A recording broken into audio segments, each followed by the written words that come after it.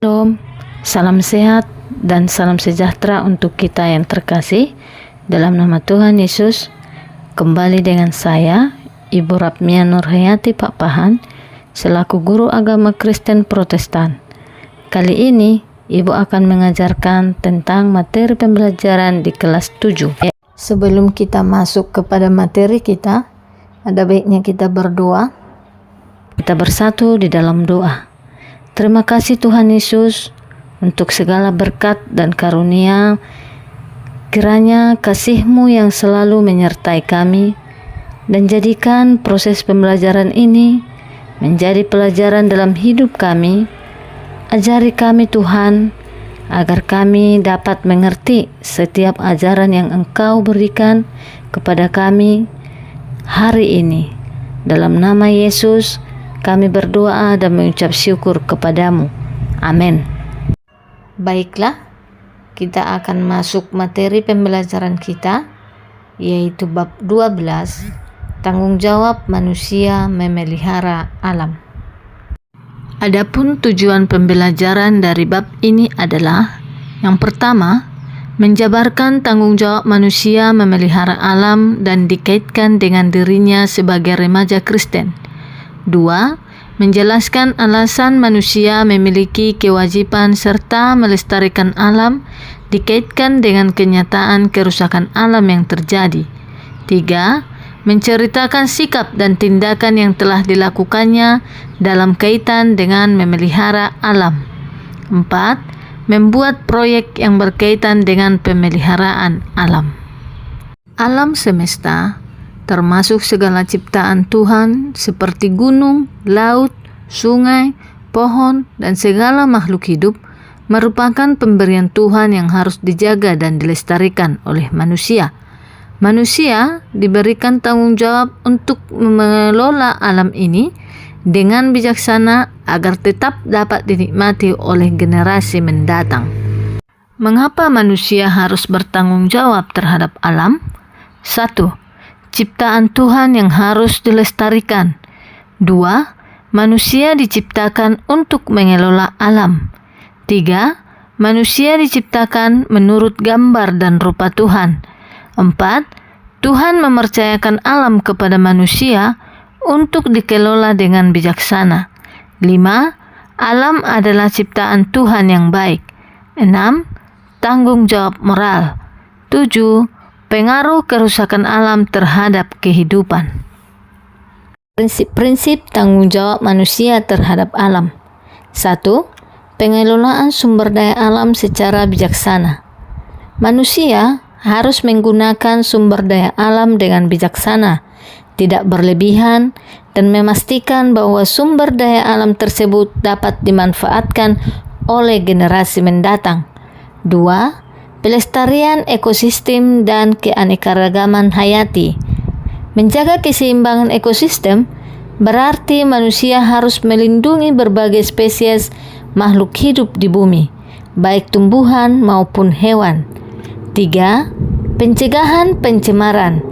Pencemaran udara, air, dan tanah dapat merusak alam dan kehidupan manusia. Tanggung jawab manusia adalah untuk mengurangi dan mencegah pencemaran, baik yang dihasilkan oleh kegiatan industri, rumah tangga, maupun individu. 4. Rehabilitasi dan restorasi alam. Jika alam sudah rusak, manusia memiliki kewajiban untuk melakukan rehabilitasi dan restorasi. Contohnya, menanam pohon kembali di area yang telah ditebang atau membersihkan sungai yang tercemar. Apa yang dapat dilakukan untuk menjaga alam? 1. Menanam pohon dan menghijaukan lingkungan. Menanam pohon dan menjaga keberlanjutan hutan adalah salah satu cara terbaik untuk menjaga keseimbangan ekosistem. Pohon membantu menyaring udara, menjaga kelembapan tanah, dan mencegah erosi. 2. Mengurangi penggunaan plastik. Penggunaan plastik sekali pakai menyebabkan polusi yang besar. Oleh karena itu, kita harus mengurangi penggunaan plastik dan beralih ke alternatif yang lebih ramah lingkungan, seperti tas kain atau produk yang dapat didaur ulang. 3. Menerapkan prinsip 3R, mengurangi penggunaan barang sekali pakai, menggunakan kembali barang yang masih dapat digunakan, dan mendaur ulang barang yang sudah tidak terpakai merupakan langkah-langkah penting dalam menjaga alam. 4. Menghemat sumber daya alam. Kita harus menghemat energi, air, dan sumber daya alam lainnya.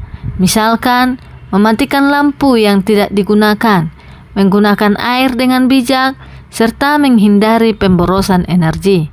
5. Edukasi dan kesadaran lingkungan.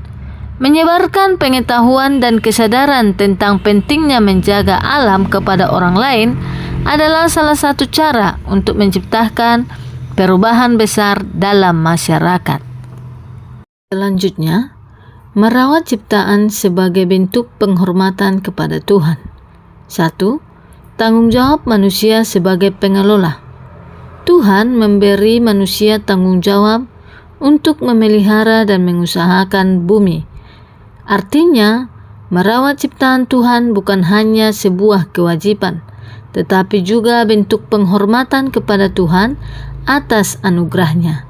Sebagai pengelola yang bijaksana, kita harus menjaga dan melestarikan alam agar tetap seimbang dan lestari. 2. Ciptaan Tuhan adalah hadiah yang berharga. Setiap elemen alam, mulai dari tanah yang subur hingga udara yang kita hirup, adalah pemberian Tuhan yang harus disyukuri dan dijaga. 3. Mengasihi Tuhan dengan menghargai sesama makhluk. Setiap makhluk hidup, baik manusia, hewan, atau tumbuhan, adalah ciptaan Tuhan yang harus diperlakukan dengan penuh kasih. Yesus mengajarkan bahwa apa yang kita lakukan terhadap sesama makhluk, itulah yang kita lakukan untuk Tuhan. Mengasihi Tuhan berarti kita juga harus peduli terhadap ciptaannya, termasuk makhluk hidup lainnya. Merawat alam untuk masa depan yang lebih baik. Yang pertama, menghindari kerusakan alam. Mengasihi Tuhan juga berarti menghindari tindakan yang dapat merusak ciptaannya. Kerusakan alam akibat perusakan hutan, pencemaran yang berlebihan adalah perbuatan yang bertentangan dengan ajaran Tuhan. Tuhan menginginkan agar alam tetap lestari, agar generasi yang akan datang juga dapat menikmati berkat-Nya. 2. Pelestarian alam sebagai wujud kasih kepada generasi mendatang. Tuhan memberikan bumi ini untuk kita nikmati, tetapi juga kita harus menjaga agar bumi tetap baik dan subur untuk anak cucu kita. Dengan merawat alam, kita juga menunjukkan kasih kita terhadap generasi mendatang yang akan mewarisi bumi ini. Mengasihi Tuhan melalui tindakan nyata. Apa yang dapat kita lakukan untuk mengasihi Tuhan dengan tindakan nyata? Yang pertama, menjaga lingkungan hidup. Salah satu bentuk konkret dalam mengasihi Tuhan adalah dengan menjaga lingkungan sekitar kita. Ini bisa dilakukan dengan cara tidak membuang sampah sembarangan, menanam pohon, dan mengurangi penggunaan plastik. Tindakan sederhana ini bisa memberikan dampak yang besar bagi kelestarian alam. Yang kedua, menerapkan prinsip 3R. Dalam kehidupan sehari-hari, kita dapat menerapkan prinsip 3R untuk mengurangi dampak negatif terhadap alam. Dengan mengurangi sampah, menggunakan kembali barang-barang yang masih bisa dipakai, dan mendaur ulang barang-barang yang tidak terpakai, kita turut merawat ciptaan Tuhan dengan cara yang praktis. Kesimpulan dari pembahasan kita ini adalah, sebagai manusia, kita memiliki tanggung jawab yang besar terhadap alam. Alam adalah ciptaan Tuhan yang harus kita jaga dan lestarikan, agar tetap seimbang dan bisa dinikmati oleh generasi yang akan datang.